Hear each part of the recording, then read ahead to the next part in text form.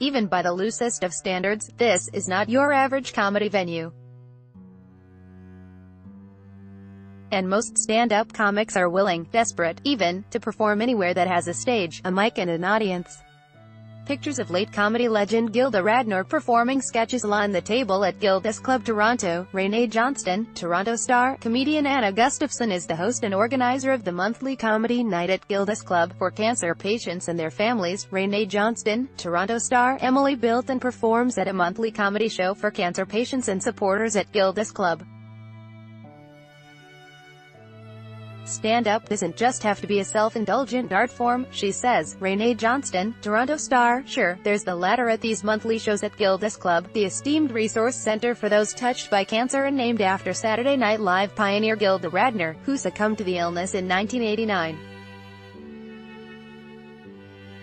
But the architecture and atmosphere in the lower level of its hospital district headquarters is more brightly lit, intimate group therapy than brooding nightclub or noisy roadhouse. A mic and stage would be superfluous. Comics are inches away from the front row, a dozen or so patrons seated in a cozy semicircle. Cheery paintings hang on the walls.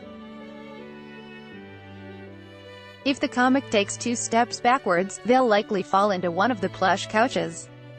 But this isn't your average comedy crowd, either. It's an exclusive group of cancer patients and their support network of friends and family. Article continued below. For me, personally, I'm really glad I came, says Clive, a post-middle-aged, bearded bear of a man from Roseneath, ONT, who uses Gilda's resources when in Toronto for treatment. I could sit at home on the computer, feeling sorry for myself. Here, I get to listen to people making light of many subjects. Anna Gustafson, the show's impresario, is keenly aware of this audience's uniqueness and its sensitivities. There's a chance that there's somebody who's just lost someone and they're here to get cheered up, explains Gustafson, who grew up worshipping Radner and performing her SNL bits for friends in her tiny hometown of Lund, BC. Or they're feeling sick and horrible and, here, her voice deepens and slows for effect, they just need a break. To that end, she's had to exercise some careful stick handling when selecting stand-ups, all of whom perform for free at Gilda's Club. There are open mics where stand-ups show up and say what they want, and there are great places for that. She pauses, then asserts, but this isn't that place. So, veteran stand-up and TV host James Cunningham, who playfully mined Clive's tie-dye t-shirt to huge laughs, including big belly ones from Clive, is a boon to this show.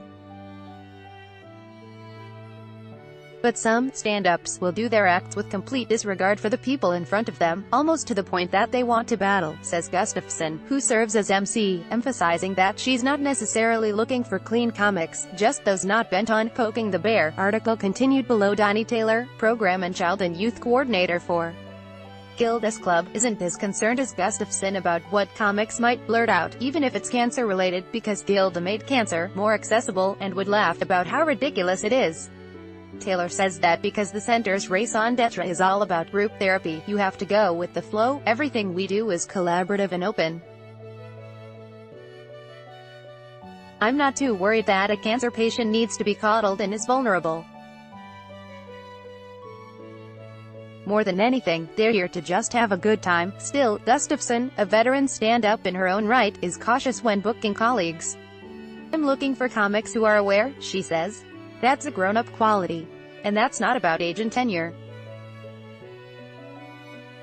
Emily Bilton, 24 and in the business only a few years, brought down the house, albeit one with a low ceiling and tiny audience, with aplomb, even waxing comically about her own experience of caring for her cancer-stricken grandmother, who died a year ago.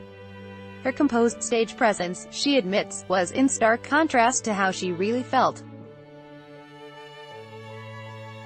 Super nervous, she conceded after her 10-minute set, which also uniquely exploited her training as an opera singer.